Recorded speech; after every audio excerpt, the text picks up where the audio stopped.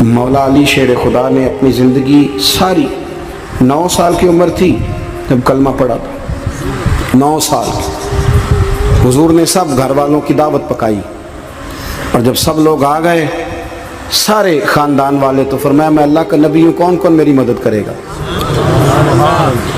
آپ کو پتہ ہے نا کہ جب مشکل وقت آتا ہے نا، یہ تو تب پتہ چلتا ہے نا ساتھ کون چلتا ہے۔ امیر آدمی ہو نا جس کے پاس 10 کروڑ روپیہ ہو اور وہ اپنے مکان کا تیسرا لینٹر ڈالنے لگے نا، تیسرا، تو سارے بڑے بڑے لوگ آ کے پوچھتے ہیں چودھری صاحب کوئی ضرورت ہوئی تو بتانا، پیسے پوچھے۔ تو غریب آدمی کی چھت گر جائے تو اسے کوئی بھی نہیں پوچھتا، بلکہ جن سے تعلق ہوتا ہے وہ بھی موبائل بند کر لیتے ہیں، وہ کہتے ہیں اب اس نے واپس کیسے کر دیں۔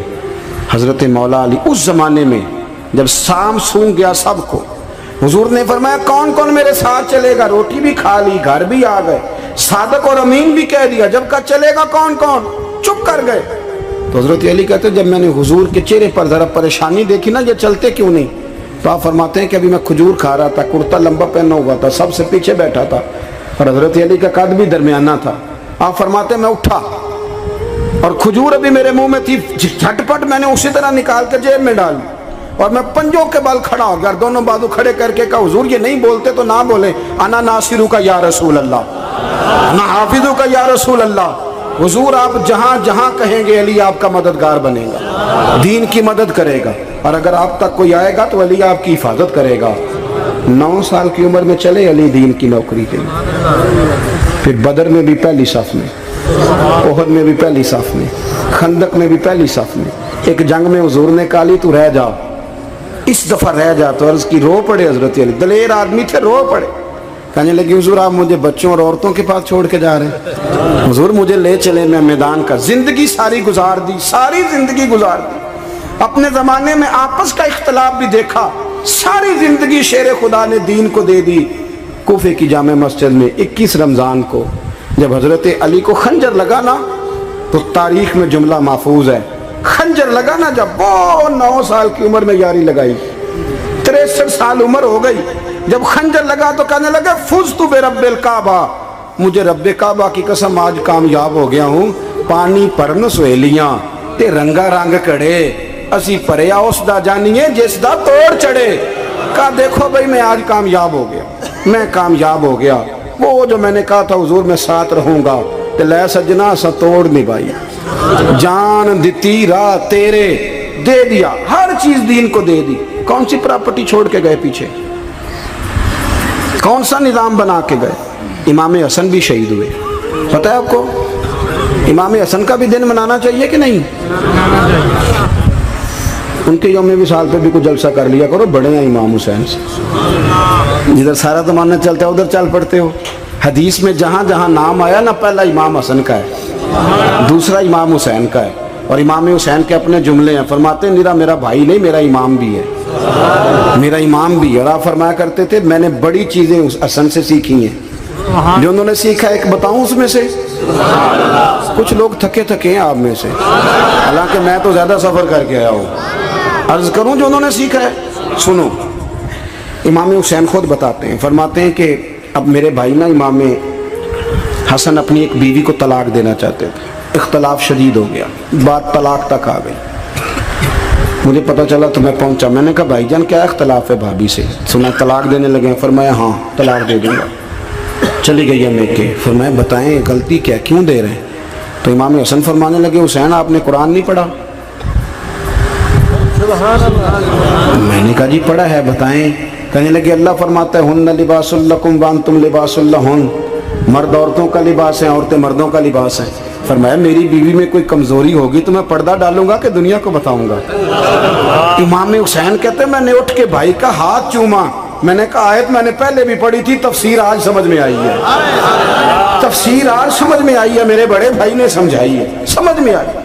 کہتے ہیں کچھ دنوں کے بعد امام حسن نے بیوی کو طلاق دے دی، میں پھر آیا اور میں نے کہا میرے شانوں والے بھائی آپ بھی بتا دیں کیا مسئلہ تھا؟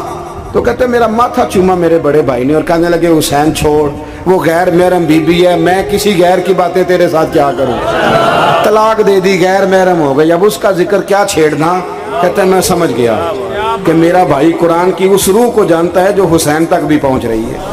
بھائیو، امام حسن رضی اللہ تعالیٰ عنہ، آپ کو پتہ ہے یہ کائنات کا وہ عظیم شخص ہے، حسن ابن علی، وہ عظیم ہستی ہے جس نے تاج چھوڑ دیا، تخت چھوڑ دیا، پر نبی پاک کی امت کو جوڑ دیا۔ نبی کریم نے ان کو اپنے ساتھ بٹھا کے کہا تھا، صحیح بخاری میں موجود ہے، کہا یہ میرا بیٹا حسن سید ہے، یا مسلمانوں کی دو جماعتیں لڑیں گی تو یہ صلح کرائے گا۔ حضرت امام حسن نے تخت چھوڑا، تاج چھوڑا، لیکن مسلمانوں کو آپس میں اتنی بڑی قربانی، اتنی بڑی قربانی۔ یہاں تو بھائی چھوٹا سا مسئلہ ہوتا ہے، مسجد میں اچھے بھلے امام صاحب نماز پڑھا رہے ہوتے ہیں، بچے پڑھ رہے ہوتے ہیں، اور مسجد میں تو تقریباً 15-20 چودھری اتوار مسجد میں ہوتے ہیں۔ تھوڑے پنڈ تے نہیں ہیں جی؟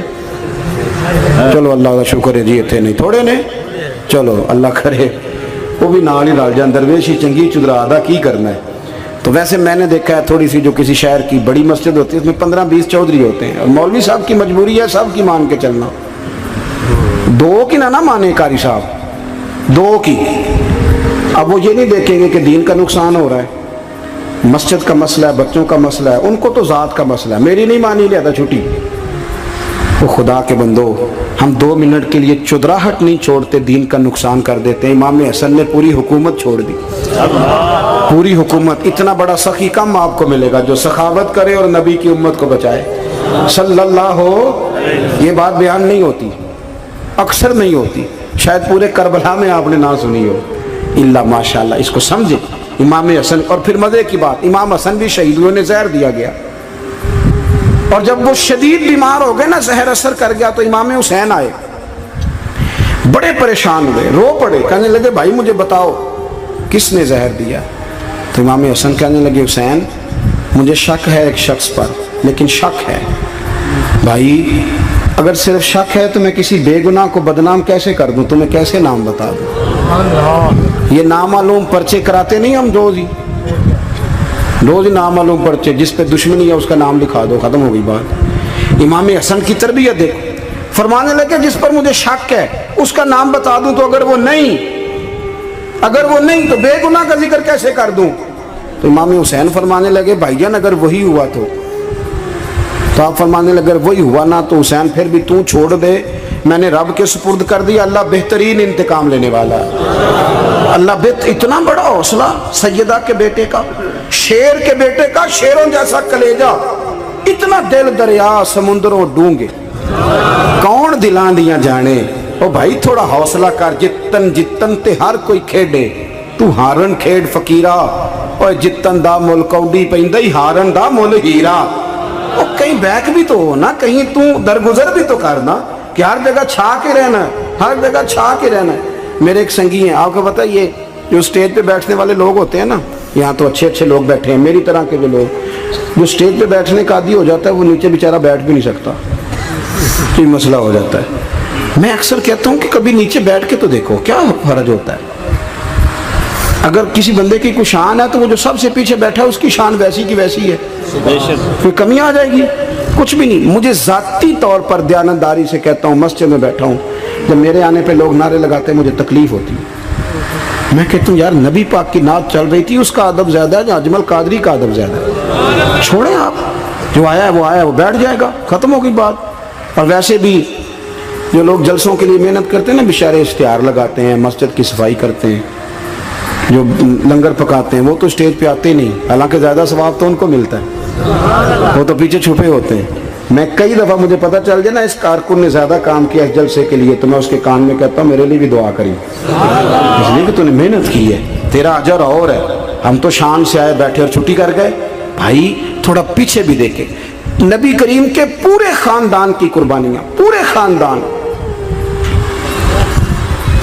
دوپہر کو کھانا نہ پکا ہو تو ہمارے بچے موبائل توڑ دیتے ہیں، اور شام کو مرضی کا نہ پکا ہو تو واک آؤٹ کر جاتے ہیں، کہتے ہیں لے آؤ پیسے پھر برگر لے آئیے، میری مرضی کا نہیں پکا۔ سیدہ فرماتی ہیں میرے گھر میں مہینہ چولہا نہیں جلا، مہینہ چولہا۔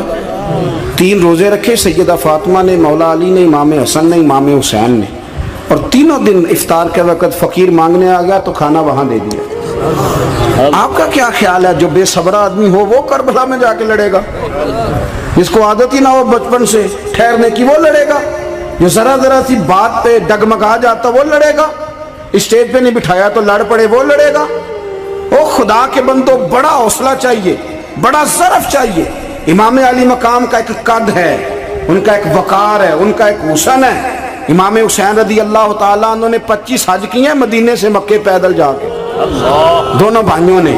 ہر روز 10 سپارے قرآن پاک کے امام حسین پڑھتے تھے۔ حضرت عبداللہ ابن زبیر کہتے ہیں میں سیدہ فاطمہ کے بیٹے حسن اور حسین سے جب بھی ملا ہوں دونوں بھائیوں نے روزہ رکھا ہوا ہوتا تھا۔ انہوں نے اپنی زندگی تقوی سے گزاری، پرہیزگاری اور سخاوت۔ سبحان اللہ۔ پتہ ہے سخی مالدار نہیں ہوتا، حضور نے فرمایا بندہ دل کا غنی ہوتا ہے۔ مالدار تو بندہ بنتا ہی تب ہے جب پیسے جمع کرے، سخاوت کرنے سے تھوڑی مالدار بنے گا۔ اس لیے درویش کہتے ہیں مالا والے سخی نہیں ہوندے، سخیاں کل مال نہیں ہوندا۔ سنیں بہت بڑی سخاوت کی اپنی زندگی میں، ساری زندگی سخاوت میں گزار دی، ساری زندگی۔ امام حسن نے بھی، امام حسین نے جو آیا دے دیا، جو آیا دے دیا۔ ہزاروں دینار آتے۔ ایک دن ایک فقیر مانگنے آ گیا تو امام حسن حسین دونوں تھے، کہنے لگا میں نے سنا ہے بڑے لاجپال ہو، غریب ہو، مہربانی ہو جائے۔ فرمایا بیٹھ جاؤ رزق آنے والا ہے۔ تھوڑی دیر گزری تو 3000 دینار آئے۔ ویسے میرے کو 3 لاکھ روپیہ ہوتے مسیطے کنے دینے چاہیے؟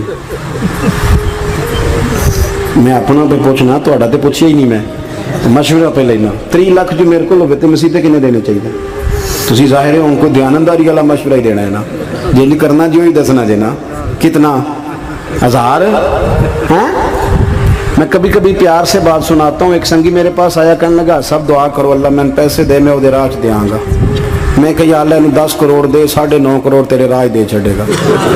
وہ بھی ہسی آئی ہے جو میں تسی ہسے ہو نا، آمین نہیں سوا کی، یا چپ کر گیا یا کورن لگ گیا۔ اور میں کہ کرما لیا آمین تے آگ تینوں تے 50 لاکھ پھر بھی پیا بچدا سی، لیکن اسی دعاواں وچ بھی 9.5 کروڑ دین لی تیار، ناراض نہ ہونا، دعاواں وچ بھی تیار نہیں، مزاج ہی نہیں، طبیعت ہی نہیں۔ سیدہ فاطمہ الزہرا کے پاس 40 اونٹ کھڑے تھے۔ ایک بی بی آئی، وہ کہنے لگی اماں جی یہ جو اونٹ کھڑے ہیں یہ میرے ہیں، اب بتائیں میں اللہ کے رستے میں دوں تو کتنے دوں؟ سیدہ فاطمہ کہنے لگی 1 بکری دے دے۔ وہ کہنے لگی حضور اگر آپ کے پاس 40 ہوتے تو آپ کتنے دیتی؟ سیدہ فرمانے لگی میں سارے کے سارے دے دیتی۔ تیرے لیے مسئلہ اور ہے، میرے لیے فتویٰ اور ہے، سارے دے دے۔ 3000 دینار آئے امام حسن اور حسین کے پاس، فقیر بیٹھا ہے۔ فقیر کہتا ہے میرے دل میں خیال تھا کہ 5-10 دے دیں تو میری موت بن جائے گی، پر مجھے نہیں پتا تھا کہ اتنے سخی گھرانے کے پاس آیا ہوں۔ 5-10 دے دیں تو موت بن گئی۔ کہتے امام حسن نے 3000 دینار میری ہتھیلی پہ رکھے اور میرا ماتھا چوم کے کہنے لگے یار میرا تو خیال تھا کہ تیرے انتظار پر تجھے کچھ ملے گا، پر یہ رکھ لے، مجھے پتا ہوتا کہ تجھے اتنا ملنا ہے تو میں تجھے انتظار نہ کراتا۔ جلدی دے، خود بھیک دے، خود ہی کہے منگتے کا بھلا ہو۔ اپنی زندگی نفاست سے گزاری اہل بیت، قربانی دے کے گزاری۔